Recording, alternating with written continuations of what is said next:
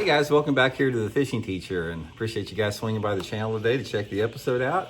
And one of the things I like to do on the channel here is I like to clue you guys in on some baits that are sort of off the radar a little bit, you know, baits that I catch a lot of fish on.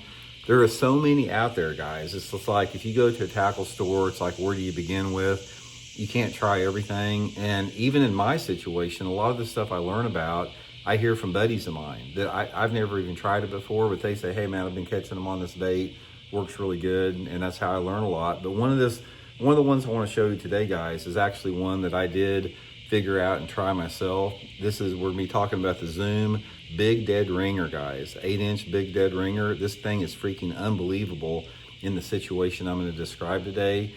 Hardly nobody throws this thing. I've never heard of anybody talking about it, but guys, it is freaking an incredible bass catcher. So we're going to get into that and give you guys some good tips and advice on it today.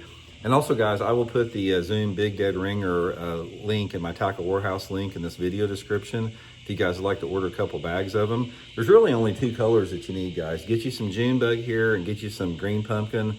These are the only 2 that I carry. You can see my Dead Ringer box right here. I'll show you.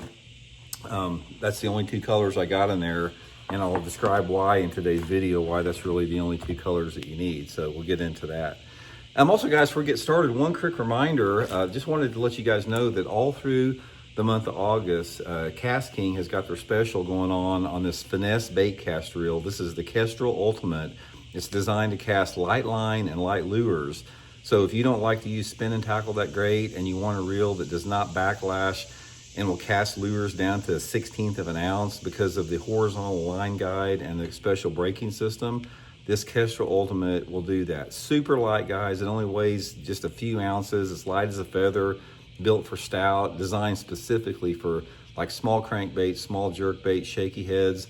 So I'll have my Cast King link in the description of this video. And if you use my promo code Randy10, you get an additional discount on this reel. So guys, I think you really like that. Okay guys, let me get the camera squared away here. It sort of fell over a little bit here. I'm in the process of organizing tackles, so my tackle room's a freaking mess right now. This thing right here, let me tell you a little bit about why I started using this. The very first plastic worm that I used after my dad's old flip tail worms was in, I think it was 1979. I heard about these Bill Norman Snatrix lures. Now, the Snatrix looks exactly like this. It was a small-bodied worm, and it had this big ribbon tail, thick, big ribbon tail. And guys, I started fishing that Snatrix worm down at Grand Lake back in 1978 and 1979. I didn't know anything about bass fishing. I would just go out there and throw it anywhere, and I caught the fire out of those bass on that purple Snatrix worm. And then I couldn't find them. After a couple years later, they quit making them. I saw the Big Dead Ringer here several years ago with Zoom, and I said, that thing looks just like a Snatrix. I'm going to try it. And guys, it's the same thing. I've been whacking them on this worm the last 3 years in a specific situation I want to go over in today's video. So just get you a few packs, guys. You will love this thing. But before I get into it, let me show you about the rigging on this thing, because there's one way that you do need to rig it to get the best action out of it. Okay, you can see this worm like this. It's curved like that. So what you want to do is there's a seam. There's a seam here on the inside part of the worm, and then there's also a seam on the outside part of the worm. It's very important that you put your hook where it comes through the inside part of the worm. So in other words, come through like this.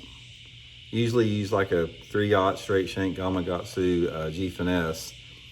And I want to come in where that worm is on the inside or the concave part of it here. So it's going to look like this.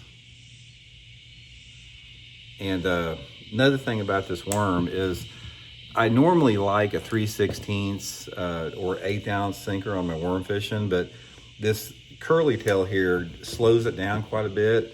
So I'll use either a 1/4 ounce or a 5/16 for the most part on this. 5/16 is probably my favorite, but that's how I rig it like there. And when you rig it on the concave side like this, it gives that tail incredible action. If you put it on the other side, it sort of like takes it's a lot tighter and it takes like half the action away from it. But that's the setup that I use on it, guys. Texas rig, straight shank hook, 1/4 ounce or 5/16 ounce sinker. I've got it on 20-pound test Seaguar and Vizex fluorocarbon line, and I've got the ALTI Cast King bait cast reel on my Megabass flipping stick. This is my setup that I fish it all the time on. Okay, so let's talk about the conditions this thing works in and the situations that you want to fish it in. There's 2 different scenarios, 2 different ways that you can catch them on this. First of all, this is an excellent worm to fish what I call deeper hard structure. So and the best ones are just points, guys. If you're fishing if you got some points on your lake, that anytime that you have a lake that has water visibility over about 1.5 feet or 2 feet, you can take that big dead ringer or the Snatrix when I did it back in the day and just fan cast that thing off the end of those points in anywhere between 10 to 25 foot of water in the summertime. This is another thing. This is a warmer water worm. It works best if that water temperature is over 70 degrees, even better if it's over 75 degrees.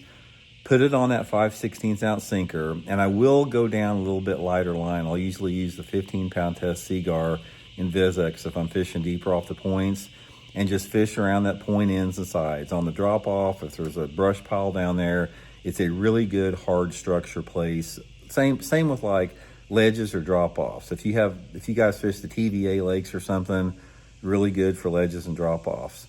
But my favorite way to fish it is in the summertime of the year, right now, pitching it and flipping it around shallow cover. It is deadly, guys, around shallow cover. Bass love a ribbon-tail worm in off-colored water, in shallow water when that water's warm.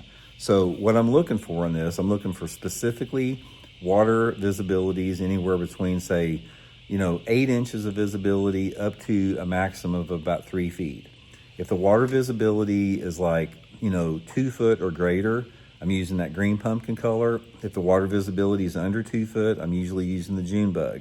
And I haven't found the need to go to any other color. So, off-colored water, June bug, cleaner water, green pumpkin. And some of the best structures that you can fish for it, guys, I've caught a ton of fish pitching it around boat docks in the summertime. Obviously, any type of lay-down trees or wood in the water, stumps, logs, pilings, fallen trees, flooded cover, if you have some, which is not common in the summertime. Any type of wood cover, it works really good on. The wood cover is really, really good if the water's dirtier. So say, for example, if you have, 8 or 10 inches of water visibility and you've got some shallow wood cover and the water's warm, there's something about that ribbon tail on that big dead ringer that it'll light them up on the thing. And then, again, any vegetation. Guys, I've caught them out of lily pad fields on it, flipping lily pads, reeds, cattails, shallow grass, hydrilla, milfoil. That big wagon tail on it is killer in the summertime of the year. Now, I haven't done that great on it any other time. It's not a real good early season worm. It's more of when the fish start to get into their summertime patterns. So for me, it's sort of been a June to about mid-September bait that works really good. And another thing, guys, that is a great spinnerbait trailer. It's you can put that sucker on a spinnerbait trailer as a spinnerbait trailer, and it looks like there's a live snake back off on the end of it. So give it a try, guys. Get you a couple bags. Like I said, I'll have my Tackle Warehouse link to the Big Dead Ringer in the description of this video. Definitely think it's going to add up to some good fish for you guys.